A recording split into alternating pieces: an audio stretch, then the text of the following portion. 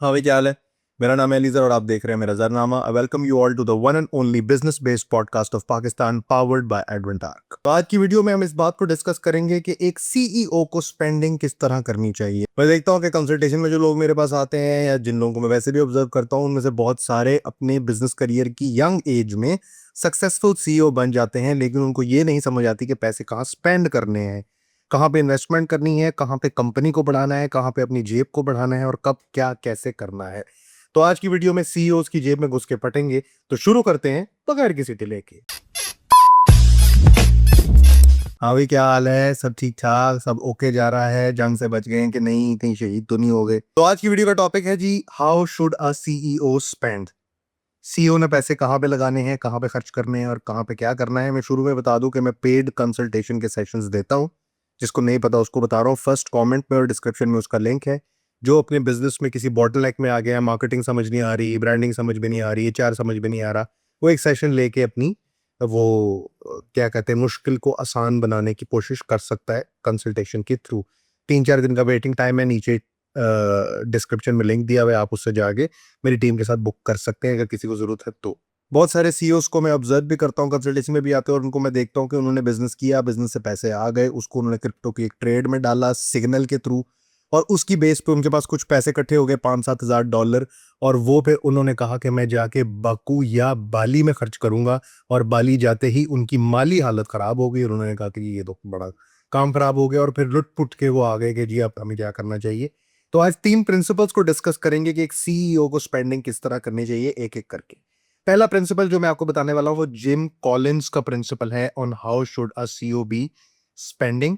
और वो रूल है कि spend on talent and culture. जब से मैंने ये वीडियोस बनानी शुरू की हैं, मैं आपको ये बताता आया हूं कि दो तरह के लोग होते हैं बिजनेस करने वाले। एक वो लोग होते हैं जो पीछे से पैसा लेके आ रहे होते हैं और उन्होंने उस पैसे के ऊपर एक्सपेरिमेंट करना होता है, एक्सपेरिमेंट से सीखना होता है, सीखने के बाद जो ऑप्टिमम लेवल ऑफ स्पेंडिंग होती है वो करके अपने बिजनेस को सक्सेसफुल बनाना होता है।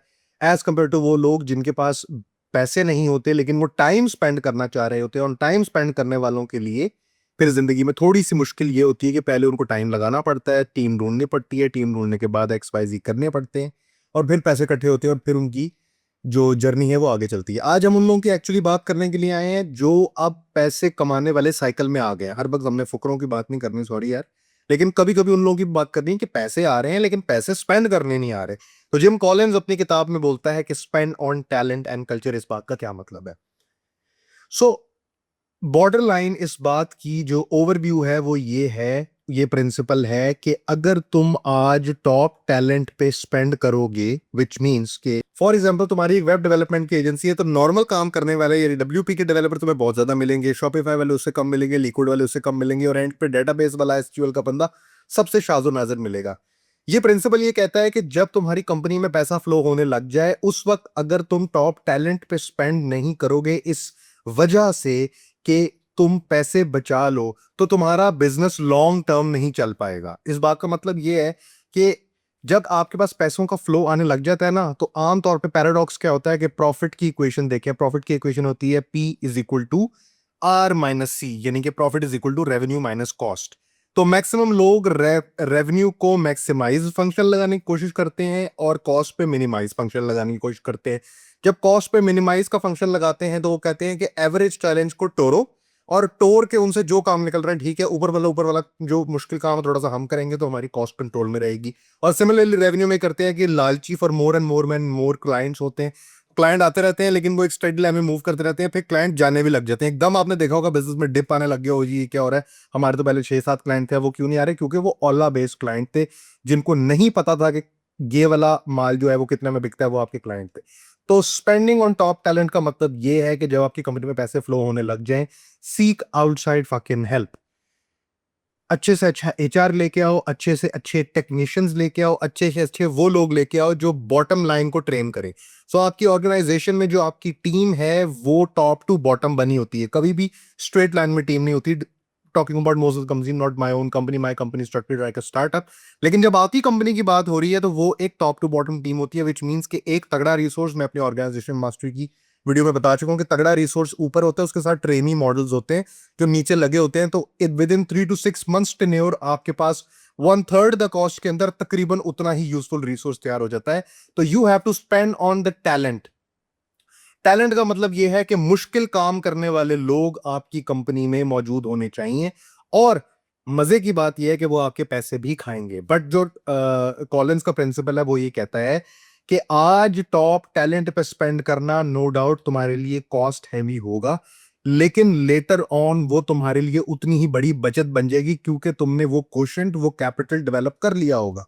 तो फॉर एग्जांपल, अगर जॉनी एंड जुगनू एक सक्सेसफुल फास्ट फूड चेन है और उनकी सारी जो सीक्रेट रेसिपी है वो उनकी सॉस में है, तो सॉस बनाने के लिए उन्होंने सबसे ज्यादा टॉप टैलेंट पे खर्च किया होगा, या टॉप रिसोर्स पे खर्च किया होगा, या टॉप रिसर्च की होगी। इसलिए R&D जो है वो अरबों डॉलर में होती है बड़ी बड़ी कंपनीज की, जैसे एनवीडिया की। इतना बड़ा कॉस्ट स्ट्रक्चर अगर आप ग्राफ में देखेंगे नीचे गया होता है, बिकॉज वो उसको ये इन्वेस्टमेंट नहीं समझते, वो उसको एक सर्टेन पार्ट समझते हैं जिसकी वजह से रेवेन्यू ड्राइव हो रहा होगा। तो आज R&D की हुई, टॉप टैलेंट में स्पेंड किया हुआ, और ये सारा माल जो है वो कल प्रॉफिटेबिलिटी में चेंज होगा। How should a CEO be spending? First of all, he should be spending in talent. Second, he should be spending in culture.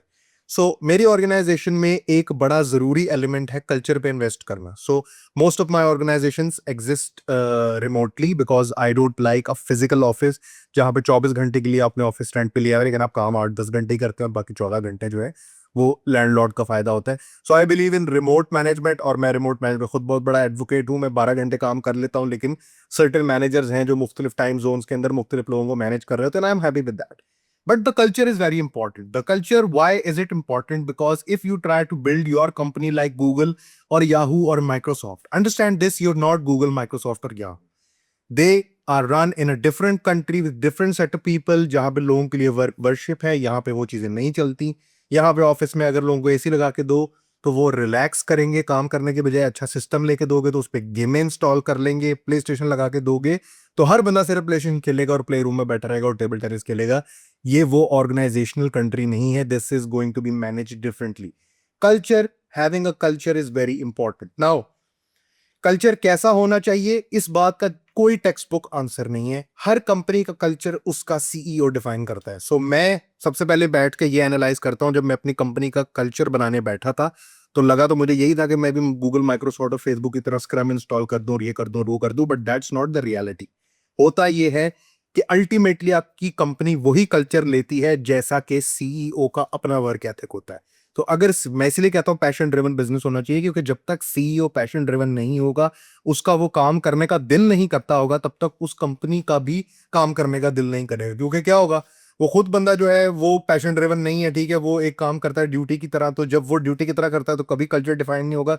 तो जो लोग भी आएंगे वो देखेंगे या ऑब्जर्व करेंगे तो उनको भी, वो भी ड्यूटी की तरह काम करेंगे, शौक से काम नहीं करेंगे। इसीलिए कंपनी का CEO कंपनी का कल्चर डिफाइन करता है। जैसे हमारी कंपनी एडवेंट आर की मैं बात करूं तो यहाँ पे स्पोर्ट्स कल्चर है। Every person is accountable for their KPI। कोई ये नहीं कह सकता ये काम इसने नहीं किया इसलिए मैं लेट हो गया। Every person is responsible for their KPI, and whoever does not do the KPI, उसमें कोई माफी नहीं है। भाई बंधु हो, सारा कुछ हो, लेकिन बहानेबाजी करोगे, मैं लेट हो गया, टायर पंचर हो, get out of the company. ये स्पोर्ट्स कल्चर है। कुछ कंपनीज होती है उसमें फैमिली कल्चर होता है, तो वो लोग भी फैमिलियल किस्म के होते हैं।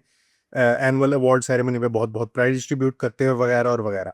सो CEO ने अपने कल्चर को डिफाइन करना है और कल्चर पे इन्वेस्ट करना है। सो कल्चर पे इन्वेस्ट करने का मतलब ये है कि नॉर्म सेट करने, अगर एम्प्लॉय ऑफ द मंथ बनाया है तो उसको इंसेंटिव देने हैं, फिर अपनी जेब पाड़ के भी देने हैं।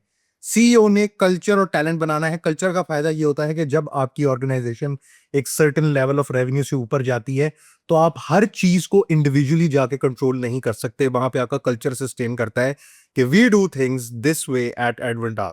सो every person is responsible for their KPI। अगर वो रात को, मेरा ग्राफिक डिजाइनर एक पोस्ट बनाने के लिए बैठा है, तो उसके दिमाग में मैं नहीं आऊंगा कि ये काम अली भाई कैसे करेंगे, मैं तो ग्राफिक डिजाइनर नहीं हूँ। वो ये सोचेगा कि यार एडवेंटार की क्या स्पिरिट है, क्या मुझे सब सो जाना चाहिए, या इस वक्त मुझे इस पोस्ट पे इतनी डिटेल से काम करना चाहिए, इसकी क्या क्रिटिकल नेचर है, ये पोस्ट होनी है, क्या होना है, कितने लोगों ने देखना है, कितने मुल्कों में देखना है, वगैरह एंड वगैरह। सो कल्चर एंड टैलेंट पे आपने स्पेंड करना है। ये है पहला जिम कॉलिंस का प्रिंसिपल कि how should a CEO be spending. Principle number 2 on how a CEO should be spending का जवाब है, you always go with lean startup approach. अब लीन स्टार्टअप अप्रोच क्या है? मैंने देखा है, मेरे क्लाइंट भी हैं, कंपनी शुरू की, VC फंड मिल गया, $5 million, $3 million series A series B pending है, नंबर्स को बम करना है और वैल्यूएशन जो है वो बढ़ती रहेगी और सीरीज फंड होती रहेंगी होती रहेंगी होती रहेंगी। इस चक्कर में बहुत जल्दी स्केल करने की कोशिश की और जब जल्दी स्केल करने की कोशिश की है तो उस हिसाब से लर्निंग कर्व नहीं बनाई और जब लर्निंग कर्व नहीं बनाई तो वो काम पकड़ा है जो करने की एक्सपर्टीज नहीं थी और जब वो काम करने की एक्सपर्टीज नहीं थी तो कस्टमर डिससेटिस्फैक्शन आई है और डिससेटिस्फैक्शन की वजह से वैल्यूएशन में अप राउंड होने की वजह से डाउन राउंड हुआ और वैल्यूएशन भी कैंसिल हुई है और फंडिंग भी कैंसिल हुई है। थोड़ी सी मुश्किल बात हो गई, सादा जुबान में बताता हूँ। या आपने एक सादी मार्केटिंग एजेंसी शुरू की, मार्केटिंग करते रहे, आपको मेटा का काम मिला, गूगल का मिला, वगैरह वगैरह वगैरह। अब आपको प्रोडक्शन का शूट मिल गया, लेट्स सपोज कि आपके पास एक क्लाइंट आया और आपकी चिकनी चुपड़ी बातें सुन के उसने आपको 1 मिलियन का कॉन्ट्रैक्ट दे दिया। तो क्या आपको पहले दिन कमर्शियल शूट करनी आ जाएगी? आपको तो कैमरा ही चलाना नहीं आता, आपको तो पता ही नहीं कि डायलॉग कैसे लिखते हैं, लाइटिंग क्या होती है, साउंड पे काम कैसे करते हैं, आफ्टर इफेक्ट पे कौन काम करेगा। तो आप रेवेन्यू की लालच में काम तो पकड़ लेंगे, रेवेन्यू लाना मसला नहीं है, लेकिन क्योंकि वो लर्निंग कर्व एग्जिस्ट नहीं कर रही होगी, इस वजह से आप अपने कस्टमर को डिससेटिस्फाई कर देंगे। डिससेटिस्फाई करेंगे तो वर्ड ऑफ माउथ खराब होगा, वर्ड ऑफ माउथ खराब होगा तो आपकी कंपनी में जो लगे हुए रिटेनर क्लाइंट्स हैं मार्केटिंग के, वो भी जाएंगे। Point being that you should be a lean startup and you should do customer centric investments. How should a CEO be spending? Doing customer centric investments. Doing customer centric investment का मतलब ये है कि अगर फॉर एग्जांपल मेरे सालाना business plan का ये पार्ट है कि इस साल मैंने एक full blown 360 degree production house बनना है, सो आई गो स्लो। सबसे पहले मैं डीवीसी का एक क्लाइंट उठाऊंगा कि जिसको सिर्फ फूड की रील्स चाहिए। I work my way around the camera, I hire somebody to do that camera work for me और अपने लड़के और खुद साथ खड़ा होकर देखूंगा कि एक डीवीसी किस तरह शूट होती है, 3 पॉइंट लाइट सेटअप क्या होता है। और इस चीज को ऑब्जर्व करते हुए अब जब मुझे पता है कि I have enough armoury in my bank, मैं उस वक्त जाके ये चीज पिच करके फिर क्लाइंट लेकर आऊंगा। इसको कहते हैं द लीन स्टार्टअप, जो कि एक लर्निंग कर्व से गुजर रहा होता है। हिचकोले खाती खाती कश्ती जा रही होती है, कश्ती भी और वो गांव से भी। हिचकोले खाती खाती जा रही थी, डायरेक्ट जाएगी तो दर्द होगा, डायरेक्ट नहीं लेके जाना उसको, स्लो स्लो। सो इसको कहते हैं, एक तो फेल फास्ट मैंने आपको बताया था ना, ये है द लर्निंग कर्व मेथोडोलॉजी। कि अच्छा ठीक है, मुझे नहीं पता कि FX3 कैसे काम करता है, तो कोई बात नहीं, मैं आईफोन का शूट देखता हूँ, फिर मैं A7 III का देखूंगा, फिर A7S III का, फिर मैं FX3 पे जाऊंगा, फिर FS6 पे जाऊंगा। So it's gonna be a learning curve. तो इसको कहते हैं द लीन स्टार्टअप स्ट्रेटेजी और आपने कस्टमर बेस्ड इन्वेस्टमेंट्स करनी है। अब यहां पे आ गया आपका और मेरा पाकिस्तानी माइंडसेट का क्लैश। अली भाई, अगर हमने पहली दफा ही जब क्लाइंट पकड़ा, तो ये मुझे पता है आप ये सोच रहे होंगे, क्योंकि मैं भी यही सोचता था आज से 2-3 साल पहले। अगर हमने क्लाइंट पकड़ लिया ₹1,00,000 का, आप कह रहे हैं छोटे से स्टार्ट करो, तो हमने क्लाइंट पकड़ लिया ₹1,00,000 का। अब ₹1,00,000 का क्लाइंट पकड़ने के बाद अगर किसी और कैमरा मैन को ही लेके आ जाना है और कुछ साउंड के लिए और एडिटिंग के लिए बाहर से बंदा लेके आ जाना है, तो हमें क्या बचेगा? यही तकलीफ की बात है। सीईओ की स्पेंडिंग एक क्लाइंट से कमाने पे कभी होनी ही नहीं चाहिए। मेरे उस्ताद ने मुझे बताया, क्योंकि उनको किसी ने बताया, और मैं आपको बताता हूँ, द रज़ाक दाऊद प्रिंसिपल। रज़ाक दाऊद कौन है, आप सर्च कर लीजिएगा। The Razak Dawood principle is के जब भी मैं वो काम करता हूँ जो मेरी डोमेन का नहीं होता, मैं कभी ये नहीं सोचता कि फर्स्ट फेज में कोई भी पैसे कमाने।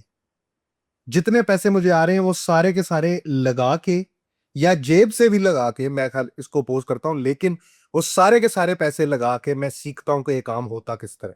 तो फॉर एग्जांपल, अगर एक बंदा है और उसको स्कूल बनाने आते हैं और उसको यूनिवर्सिटी बनाने का प्रोजेक्ट आ जाए, तो पहली दफा जब उसको प्रोजेक्ट आए, इस बात को जानते हुए कि दोबारा भी यूनिवर्सिटी बनाने का प्रोजेक्ट आना है दुनिया में, एक दफा छिल मत उतारो टोका निकाल के, पाकिस्तानी मैकेनिकों वाली हरकतें ना करो।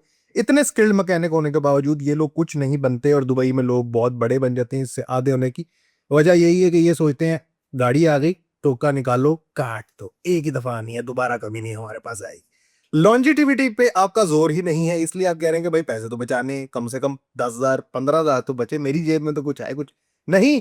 जो आपकी जेब में आ रहा है वो यही लर्निंग कर्व आ रही है। आप लीन स्टार्टअप में जा रहे हैं, customer based, customer centric investment कर रहे हैं, और पहली दफा जब कोई भी काम करें तो उसमें कमाने का ना सोचें।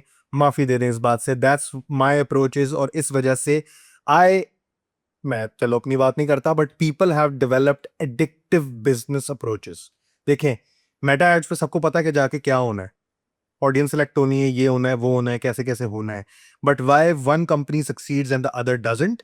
The reason being awesome customer based investment and customer centric approach. क्योंकि आप कस्टमर को उसके हिसाब से लेके चल रहे होते हैं. मेरे पास क्यूरी आती है, मेरे पास तकरीबन हफ्ते में 3 क्यूरीज आती हैं कि ये फलाना हमारा शॉपिफाई का स्टोर है, ये हम फलानी एजेंसी से करवा रहे हैं, ये हम चाहते हैं कि आप मैनेज करें. और मैं इनकार करता हूं. मैं इनकार इसलिए करता हूं कि मैं ये समझता हूं कि फला फला मार्केट में मेरी ग्रिप है. जैसे आईटी कंसल्टिंग है, यूएस है या पाकिस्तान में, फला फला चीजों में मेरी ग्रिप है. कुछ चीजों में मेरी ग्रिप नहीं है. मैं बहुत जल्दी स्केल नहीं करना चाहता. अगर मैं बहुत जल्दी स्केल करने की कोशिश करूंगा, जलील होऊंगा. जलील होऊंगा तो जो लगे हुए हैं वो भी जाएंगे. इसलिए बेहतर ये है कि एक लर्नेड अप्रोच लो. मैं बड़ा सोच समझ के क्लाइंट एक्वायर करता हूं. आप कह रहे होंगे कि ये कैसी अप्रोच है, लक्ष्मी तुम्हारे माथे में तिलक लगाने की बात कर रही है और तुम मुंह धोने की बात कर रहे हो. नहीं, मैं ये नहीं कह रहा. जब मेरी डोमेन का काम है, वो मेरे पास 100 क्लाइंट भी आ जाए, मुझे कोई इशू नहीं है, क्योंकि मेरी डोमेन कैसे स्केल करनी है वो मुझे पता है. लेकिन जब डोमेन से बाहर की बात है कि मैं आईटी कंसल्टिंग में हूं फॉर एग्जांपल, या आईटी या वेब कंसल्टिंग में हूं या ऐप कंसल्टिंग में हूं, और कोई मुझे आगे कहे कि मेरा तेल बेच के दिखाओ शॉपिफाई पे, कर तो मैं लूंगा, कर तो मैं लूंगा, लेकिन लर्निंग कर्व से गुजरना पड़ेगा. सो फॉर दैट टेन्योर मैं उसमें से कमाऊंगा नहीं, वो सारे लगाऊंगा. तो ये दूसरी अप्रोच है जिसका नाम लीन स्टार्टअप है. And you have to develop addiction based business, जहां पे आप फर्स्ट टेन्योर में कुछ कमाएंगे नहीं और लर्निंग कर्व से गुजर रहे होंगे. तीसरा principal on how a CEO should be spending is taken from a book. It's called hard thing about hard things. मुश्किल चीजों के बारे में मुश्किल बात यह है कि वो मुश्किल है. मैं आपको ये पूरी फिलॉसफी समझा तो नहीं सकता, लेकिन मैं आपको बता देता हूं कि वो इधर रेलेवेंट किस तरह है. अ CEO should be spending in domains that will make sure the liquidity in their business. हमारे यहाँ पे गलती क्या है कि हम बिजनेस को और अपने आप को एक ही एंटिटी समझते हैं. एक ही अकाउंट से दोनों की पेमेंटें हो रही हैं, एक ही अकाउंट में दोनों पेमेंटें आ रही हैं. अगर बिजनेस है $10,000, अल्लाह ना करे कमा लिया, तो उसको अब्यूज करने में पाकिस्तानी सीईओ से ऊपर कोई नहीं है. मेरी अप्रोच के मुताबिक कंसल्टिंग में भी जो लोग आते हैं उनको कहता हूँ भाई कंपनी अकाउंट से पेड बना लो, $5,000 लगता है कंपनी रजिस्टर कराने में और अकाउंट खुलवाने में. अकाउंट खुलवा लो. क्या है, $10,000 का बिजनेस किया, मेरे पास तो अब गाड़ी होनी चाहिए, मेरे पास तो आईफोन 60 प्रो मैक्स होना चाहिए, मेरे पास तो M3 मैक्स होना चाहिए. अच्छा, उनसे पूछोगे ये क्यों कर रहे हो? क्लाइंट लाने के लिए कर रहे हैं. जब M3 देखेगा, M4 देखेगा, तभी तो क्लाइंट. नहीं भाई नहीं, मजाक है ये बात, ये झूठ है. ऑफिस में तुम्हारी टेबल देख के तुम्हारे पास लोग नहीं आएंगे, तुम्हारा पोर्टफोलियो देख के तुम्हारे पास लोग आएंगे, क्योंकि जो हम डॉलराइज इनकम की बात कर रहे हैं, उन लोगों के लिए ये रेलेवेंट नहीं है कि तुम्हारे पास क्या है या क्या नहीं है. ये रेलेवेंट नहीं है. लोकल क्लाइंटेल तो पहले ही बहुत पीछे छोड़ चुके हम. इसलिए अपने आप को और अपनी कंपनी को सेपरेट करो और मेक श्योर करो कि जहां भी तुम पैसे लगाओ, तुम्हारी कंपनी में लिक्विडिटी मेंटेन रहे. लिक्विडिटी कैसे मेंटेन रहेगी? जब तुम बिजनेस प्लान बनाओगे, डे वन से तुम्हें पता होगा कि हर वक्त मेरी कंपनी में नेट कैश इतना होना चाहिए, ये वाले पैसे यहां पे जा रहे हैं, ये वाले पैसे इस साइलो में जा रहे हैं. Spend where it matters and tie all your expenses with a return. When it comes to a company, उसको ये बात समझ नहीं आती कि सीईओ को मोटरसाइकिल पे करनी लगती है तो मैं उसको गाड़ी ले दूं, मैं उसको फोन ले दूं, मैं उसके दोस्त की हेल्प कर दूं, मैं चैरिटी कर दूं. ये बातें बिजनेस की किताब में कहीं नहीं है. अगर तुम यूएसए में होते तुम हरेस्ट होते इस बात पे कि प्राइवेट लिमिटेड कंपनी से एलएलसी से पैसे निकाल रहा है पर्सनली अपनी सैलरी के अलावा. लेकिन यहाँ पे कोई खांचा है ही नहीं. तो spend where it matters. The hard thing about hard thing that it is hard to manage. So the principle being, you have to maintain liquidity in your company, you have to spend where it matters, and you have to do every expense when it is tied to a return. इसकी personal example मैं आपको देता हूं कि मैं छोटा था, तो पाकिस्तान में पहली दफा ये घर में ब्रॉडबैंड इंटरनेट आया 2-3 MB का. तो मैं अपने अब्बा के पास गया और मैंने उनसे कहा कि मुझे लगता है कि हमारे घर में ये वाला इंटरनेट होना चाहिए. तो मेरे अब्बा बीइंग एन इकोनॉमिस्ट, वो लगा के भी दे सकते थे, but he gave me an exercise. उन्होंने कहा कि इसकी फिजिबिलिटी कैलकुलेट करो कि क्यों होना चाहिए. मेरे लिए एक टास्क था. तो मैंने इस बात से टाई किया कि यार मैं, क्योंकि मैं फिल्में देखने का बहुत शौकीन था, तो मैंने इस बात से टाई किया कि मैं जब एक डीवीडी लेके आता हूँ, वो डीवीडी होती है 60 रुपए की या 100 रुपए की. लेट्स सपोज एक डीवीडी होती है 100 रुपए की. तो अगर मैं एक हफ्ते में 7 फिल्में देखता हूँ, ये बन गया 700 रुपया. तो इसका मतलब 4 हफ्ते है तो 2800 रुपया. तो अगर मैं 28 फिल्में थ्रू इंटरनेट देख लूंगा, ब्लू नहीं बड़ी वाली फिल्में, तो इसका मतलब ये है कि इस वाले पैकेज तक मेरे लिए फिजिबिलिटी है. अब इसको पूरा करने के लिए मुझे एक महीने में इतनी फिल्में देखनी जरूरी है. तो मैं गया अपनी फिजिबिलिटी का एक मुझे नंबर्स तो नहीं रन करने आते थे 2006-08 में, लेकिन एक मॉडल लेके गया कि मेरे ख्याल से ये वाला जो पैकेज है ना 2400 या 2500 वाला पीटीसीएल का पैकेज था, ये अगर हम लगा लें तो इतनी फिल्में मैं देखूं तो ब्रेक इवन हो जाएगा। तो ये मेरी अप्रोच, मेरा थीसिस एक्सेप्ट हुआ और मुझे कंप्यूटर में लैन कार्ड नहीं था वो भी लग गया और ब्रॉडबैंड भी लग गया। सो यही प्रिंसिपल मैं जिंदगी में आगे भी लेके चल रहा हूं कि मैं जब बिजनेस की बेस पे कोई भी एक्सपेंस करूं उसको एक रिटर्न से टाई करूं, उसकी फिजिबिलिटी कैलकुलेट करूं कि ये वाली सब्सक्रिप्शन लेना, नॉट जस्ट बिकॉज लिंक्डइन पे कोई गुरु या यूट्यूब पे कोई बंदा आके तुम्हें कहता है कि यार ये एक काम कर लो तो ये कर लेना चाहिए। फिजिबिलिटी कैलकुलेट करो कि ये वाला काम मेरा कितना टाइम बचाएगा, ये वाला काम मेरे कितने पैसे बचाएगा, बिकॉज टाइम इज मनी। ये वाला काम मेरी कितनी अप्रोच बचाएगा, अगर यही काम अगर मैं बैठूं फोटोशॉप पे तो एक दिन में तो एक पोस्ट मैं भी बना लूंगा। ये बेहतर नहीं है कि मैं ग्राफिक डिजाइनर एक तगड़ा रख के उसको काम डेलीगेट करके खुद डायरेक्शनल रोल में आ जाऊं। तो ये economic approach, the hard thing about hard thing is that it has to figure out a CEO should be spending as if हर चीज के साथ एक रिटर्न टाई हो, और ये करते करते आप अपनी कंपनी में लिक्विडिटी मेंटेन करेंगे, ये करते करते आप कस्टमर सेंट्रिक अप्रोच करेंगे, और ये करते करते आप एक ऐसी जगह पे पहुंचेंगे कि आज पैसे लगाएंगे तो कल को वो आपको प्रॉफिट देगा, जो मैंने आपको पहला प्रिंसिपल बताया। तो ये थी जी आज की वीडियो जिसमें मैं आपको बता रहा था कि how should a CEO be spending. बड़ा अलमिया है, लोगों को पता नहीं है। सीएस ग्रेजुएट मेटा एड चला रहे हैं, बिजनेस ग्रेजुएट जो है वो कंटेंट राइटिंग कर रहे हैं, सोशल मीडिया मैनेजर बने हुए हैं, वगैरह एंड वगैरह। It is a hard world to earn money in, but once you figure it out it's very easy. So आपने कौन सी अप्रोच लेनी है ये आप पे डिपेंड करता है। मेरा काम है आपको बिजनेस बेस्ड एजुकेशन देना।